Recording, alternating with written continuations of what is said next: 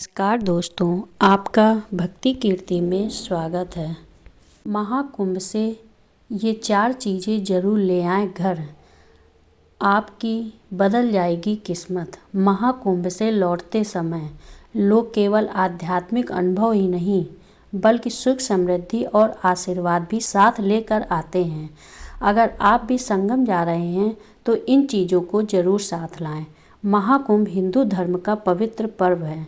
महाकुंभ में हिस्सा लेने के लिए लोग देश विदेश से पवित्र घाटों पर पहुंचते हैं। प्रयागराज में महाकुंभ के दौरान भी करोड़ों की संख्या में लोग यहां पहुंचेंगे। धार्मिक मान्यताओं के अनुसार इस दौरान संगम में डुबकी लगाने से व्यक्ति को सभी तरह के पापों से मुक्ति मिलती है। वहीं इस दौरान कई ऐसे महत्वपूर्ण दिन और तिथि भी हैं जिस दिन स्नान दान करने का बेहद महत्व है। मान्यता है कि इन तिथियों पर स्नान दान करने से जीवन की सभी बाधाएं दूर होती हैं और साधक को मनोवांछित फलों की प्राप्ति होती है। इसके अलावा इससे जुड़ी यह भी मान्यताएं हैं कि अगर आप महाकुंभ जा रहे हैं तो वहां से अपने साथ कुछ विशेष चीज़ें घर लाने से जीवन में सुख, शांति और समृद्धि आती है। पूरे 12 वर्षों के बाद महाकुंभ मेला का आयोजन किया जाता है। महाकुंभ सबसे बड़ा और प्रमुख धार्मिक अनुष्ठान माना जाता है। कुंभ मेला में लाखों करोड़ों की संख्या में श्रद्धालु आते हैं। कहते हैं कि जो भी व्यक्ति कुंभ स्नान कर लेता है उसके सभी पाप मिट जाते हैं। इतना ही नहीं, उसकी सभी मनोकामनाएं भी पूरी होती हैं। महाकुंभ दौरान विशेष पूजा अर्चना, यज्ञ और अन्य धार्मिक अनुष्ठान आयोजित किए जाते हैं। संगम नगरी प्रयागराज पौष पूर्णिमा से महाकुंभ शुरू हो चुका है, 13 जनवरी से। तो चलिए अब जानते हैं कि महाकुंभ मेले के पीछे कहानी क्या है। साथ ही जानेंगे महाकुंभ का धार्मिक महत्व। महाकुंभ से जुड़ी पौराणिक कथा। पौराणिक कथा के अनुसार जब देवताओं और असुरों के बीच समुद्र मंथन हुआ था, तब समुद्र मंथन के दौरान भगवान धन्वंतरी अमृत कुंभ यानी कलश लेकर प्रकट हुए। देवताओं के संकेत पर इंद्रपुत्र जयंत अमृत से भरा कलश लेकर भागने लगे और असुर जयंत के पीछे भागने लगे। अमृत कलश की प्राप्ति के लिए देवताओं और दैत्यों के बीच 12 दिन तक भयंकर युद्ध हुआ।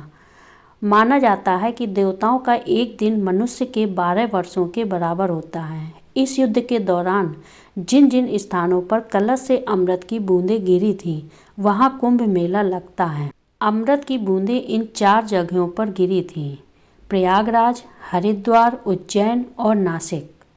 इन चारों स्थान पर कुंभ मेला का आयोजन किया जाता है। महाकुंभ का महत्व। महाकुंभ में स्नान करने से व्यक्ति के सभी पाप धुल जाते हैं। इतना ही नहीं, कुंभ में स्नान करने से मोक्ष की प्राप्ति भी होती है।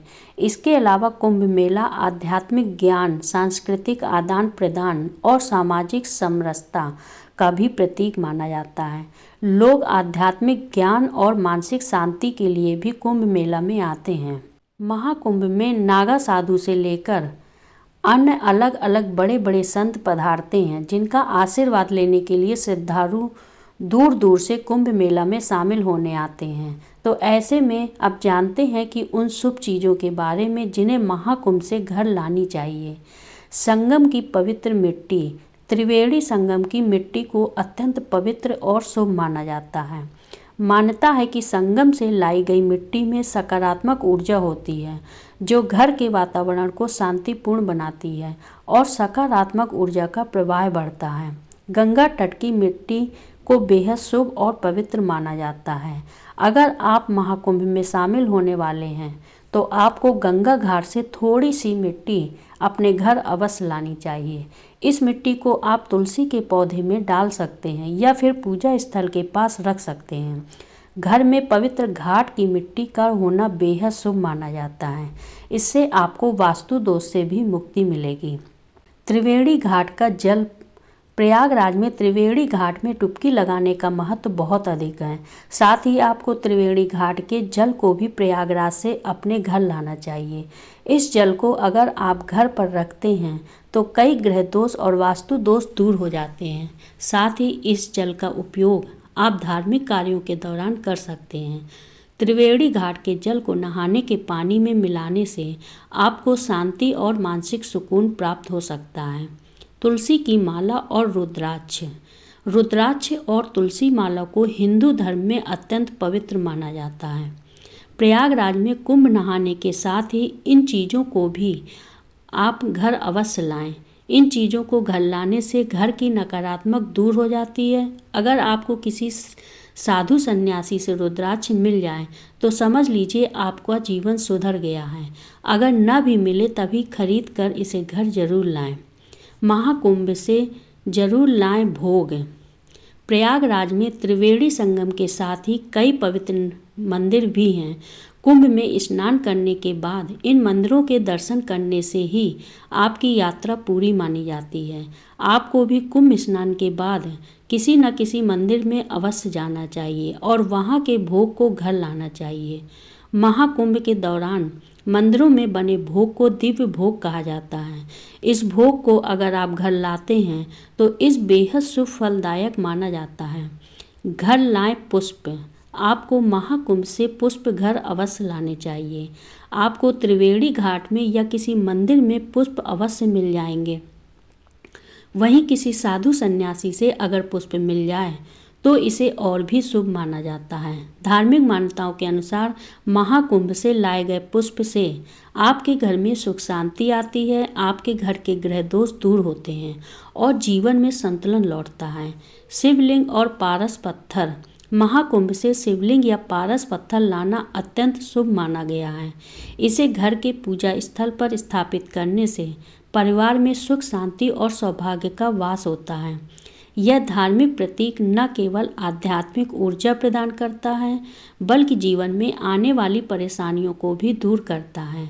महाकुंभ केवल एक धार्मिक आयोजन नहीं है बल्कि यह आत्मा को शुद्ध करने और जीवन में नई ऊर्जा भरने का अवसर भी है।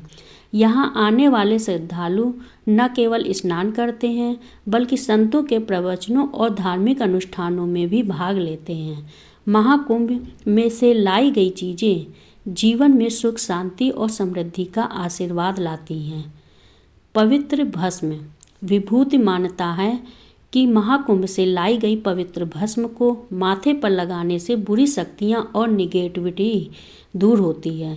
इस विभूति को घर लाकर पूजा स्थल पर रख दें। इससे घर का वातावरण पवित्र और शांत बना रहेगा। साथ ही भगवान शिव भी जमकर अपनी कृपा बरसाएंगे। इसके अलावा महाकुंभ से शिवलिंग, पारस पत्थर या शुभ वस्त्र लाना भी बहुत लाभकारी माना जाता है। इन चीज़ों को घर लाकर पूजा स्थल पर रखने से जीवन में समृद्धि आती है और पैसों की तंगी का सामना नहीं करना पड़ता है। जिन्हें मानसिक उलझनें अधिक रहती हों वे सोमवार को पौष पूर्णिमा के दिन 9 रत्ती का मोती दाहिने हाथ की सबसे छोटी उंगली में चांदी की अंगूठी में जड़वाकर प्राण प्रतिष्ठा करवाकर अवश्य धारण करें।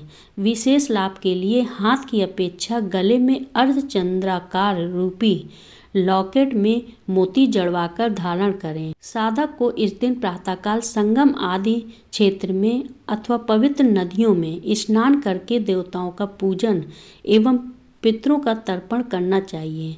सफ़ेद चंदन, चावल, सफ़ेद फूल, धूप, दीप, सफ़ेद वस्त्र आदि से चंद्रमा का पूजन करें। हमारी जानकारी आपको कैसी लगी हमें कमेंट करके ज़रूर बताइएगा और चैनल को लाइक करिए, वीडियो को सब्सक्राइब कर लीजिए।